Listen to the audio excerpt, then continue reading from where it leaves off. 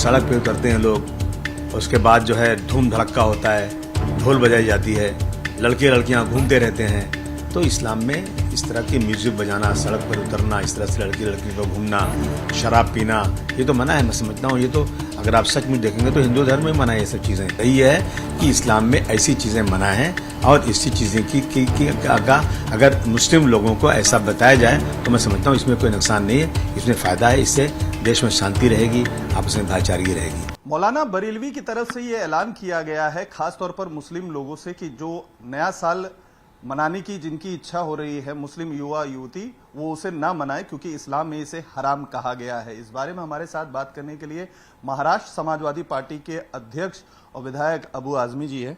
Sir, इस्लाम में new year party मनाना या नया साल मनाना हराम है, ऐसा मौलाना बरेलवी कह रहे हैं, क्या कहेंगे? नहीं, मुझे आप बताइए न्यू ईयर पार्टी क्या होती है? न्यू ईयर पार्टी होती है कि बार में भरे रहते हैं लोग, सड़क पे उतरते हैं लोग, उसके बाद जो है धूम धड़क्का होता है, ढोल बजाई जाती है, लड़के लड़कियां घूमते रहते हैं।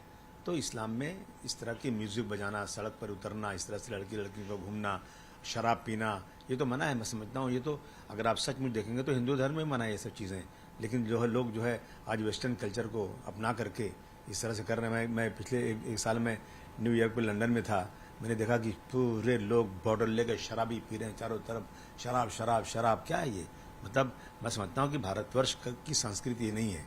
और इस्लाम जो सिखाता है, अगर हम अपने नौजवानों को, अपने लोगों को उसकी तालीम दें कि भाई ये मत कीजिए, तो मैं समझता हूँ इसमें कोई गलत बात तो नहीं है, अच्छी बात है। मिडिल ईस्ट की कंट्री सर, सऊदी अरब, जिसको जहाँ पे मक्का मदीना है पाक, वहाँ पर भी जो है नाइट क्लब्स खुलने शुरू हो गए, वहाँ पर भी बड़े पैमाने पे लोग जाते हैं न्यू ईयर पार्टीज मनाने के लिए। तो वहाँ पे तो ज़्यादातर कहा जाता है कि मुस्लिम लॉ जो शरीयत है उसके हिसाब से चलता है, लेकिन वो तो मॉडर्नाइज हो रहे हैं, तो क्या वो भी हराम है? देखिए, ऐसा है कि कोई शराब पिए, कोई बदमाशी करे, कोई जो है म्यूजिक चलाए, रात को घूमे, तो ये सही नहीं मान लिया जाएगा। चाहे कोई भी कंट्री, कोई भी मुल्क करे, लेकिन इस्लाम का जो संविधान 1400 साल पहले है वो रहती दुनिया तक के लिए है। और अगर आप सर जोड़कर बैठेंगे, सोचेंगे, तो ये बहुत ही सच्ची बात है। ये कोई मुल्क सऊदी अरब करे, दुबई करे, कोई इस्लामिक कंट्री करे, इसका मतलब नहीं कि ये करने से जो सही हो जाएगा। जो सही है वो सही है। सही है कि इस्लाम में ऐसी चीज़ें मना है और इसी चीज़ें की अगर मुस्लिम लोगों को ऐसा बताया जाए तो मैं समझता हूँ इसमें कोई नुकसान नहीं है, इसमें फ़ायदा है। इससे देश में शांति रहेगी, आपस में भाईचारगी रहेगी। आप सपोर्ट करते हैं मौलाना साहब की बात? 100% सपोर्ट करता हूँ। सर, बीएमसी इलेक्शन को लेकर समाजवादी पार्टी की तरफ से क्या रुख है? क्योंकि जिस तरीके के आपने पिछले दिनों स्टेटमेंट दिया था, खासतौर पर उद्धव ठाकरे और उनकी पार्टी को लेकर, महाविकास आघाड़ी ने जैसे आपने कहा कि आपके साथ चीट किया, तो क्या तैयारी है आपकी बीएमसी इलेक्शन की? नहीं, मैंने ये लफ्ज़ नहीं इस्तेमाल किया कि चीट किया, मैं ये नहीं कह रहा हूँ। मैं ज़रूर कह रहा हूँ कि कोऑर्डिनेशन सही नहीं रहा है। और जो महाविकास आघाड़ी बनी थी, एक सेकुलर जो है फ्रंट बना था, लेकिन उसमें जब ये शुरू हो गया कि भाई हिंदुत्व पे जाएंगे और इस तरह की चीज़ें शुरू हो गई, और आप देख रहे हैं ना कि पिछले इलेक्शन में ही कोऑर्डिनेशन नहीं रहा और अभी शुरू हो गया। आदरणीय उद्धव जी ने कहा कि हम अकेले इलेक्शन लड़ेंगे, तो फिर काहे की महाविकास आघाड़ी? समाजवादी पार्टी भी पूरी कोशिश कर रही है अपनी पार्टी बढ़ाने के लिए। हम उत्तर प्रदेश में एक बड़ी पार्टी है, महाराष्ट्र में हमें पार्टी बढ़ाना है, तो हम जो है कम से कम 125-150 सीटें लड़ेंगे और कोशिश करेंगे पार्टी हमारी मजबूत हो, आगे जाएं हम। क्या महाविकास आघाड़ी से कोई नेगोशिएशन की बात आती है तो आप करेंगे कि इंडिविजुअली लड़ेंगे, ये तय? भाई, महाविकास आघाड़ी के जो घटक हैं वही खुद ही कह रहे हैं कि हम अलग अलग लड़ेंगे। महाविकास आघाड़ी में आज तक आपने कभी किसी बड़े नेता से ये सुना कि समाजवादी पार्टी महाविकास आघाड़ी में है? जब भी बातें होती हैं, 3 पार्टी की बात होती है, आदरणीय उद्धव साहब की शिवसेना, आदरणीय शरद पवार साहब की जो है एनसीपी और राहुल गांधी साहब की कांग्रेस। 3 ही का नाम तो आता है। हम बिन बिना मेहमान जाके क्यों बैठे रहे वहां पर? हम बड़ी पार्टी हैं उत्तर प्रदेश में, इंडिया अलायंस में अखिलेश भाई हैं, वो जो डिसीजन लेंगे वो लेंगे। लेकिन महाराष्ट्र में समाजवादी पार्टी अपने दम पर इलेक्शन लड़ेगी। महाविकास आघाड़ी कब बुलाती नहीं, कभी बात नहीं करती, तो हम क्यों बिन बुलाए मेहमान बने रहे?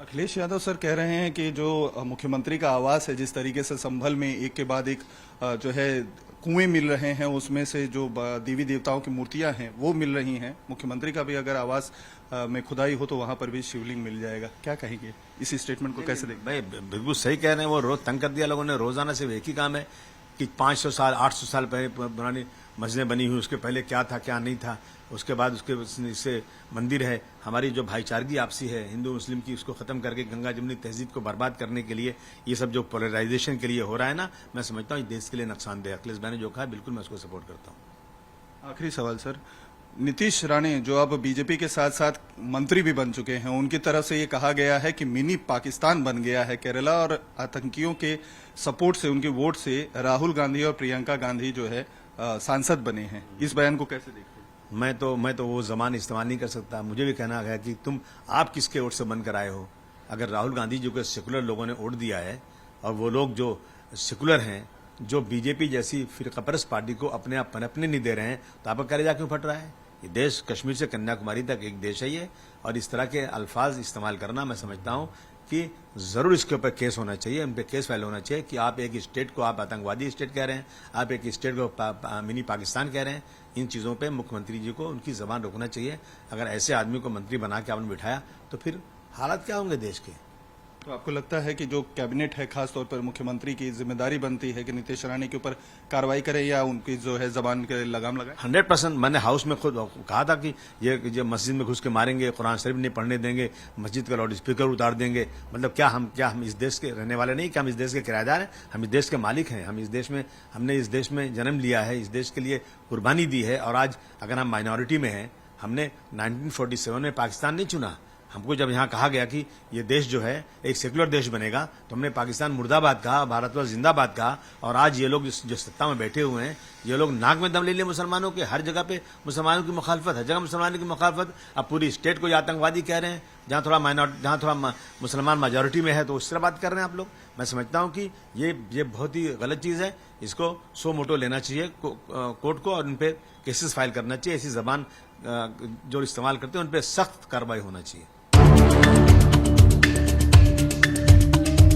सड़क पे उतरते हैं लोग, उसके बाद जो है धूम धड़क्का होता है, ढोल बजाई जाती है, लड़के लड़कियां घूमते रहते हैं। तो इस्लाम में इस तरह की म्यूजिक बजाना, सड़क पर उतरना, इस तरह से लड़की को घूमना, शराब पीना, ये तो मना है। मैं समझता हूँ ये तो अगर आप सच में देखेंगे तो हिंदू धर्म में मना है ये सब चीजें। यही है कि इस्लाम में ऐसी चीजें मना है, और इसी चीजें की अगर मुस्लिम लोगों को ऐसा बताया जाए तो मैं समझता हूँ इसमें कोई नुकसान नहीं है, इसमें फायदा है। इससे देश में शांति रहेगी, आपस में भाईचारगी रहेगी। आप सपोर्ट करते हैं मौलाना साहब की बात? 100% सपोर्ट करता हूँ। सर, बीएमसी इलेक्शन को लेकर समाजवादी पार्टी की तरफ से क्या रुख है? क्योंकि जिस तरीके के आपने पिछले दिनों स्टेटमेंट दिया था, खासतौर पर उद्धव ठाकरे और उनकी पार्टी को लेकर, महाविकास आघाड़ी ने जैसे आपने कहा कि आपके साथ चीट किया, तो क्या तैयारी है आपकी बीएमसी इलेक्शन? नहीं, मैंने ये लफ्ज नहीं इस्तेमाल किया कि चीट किया।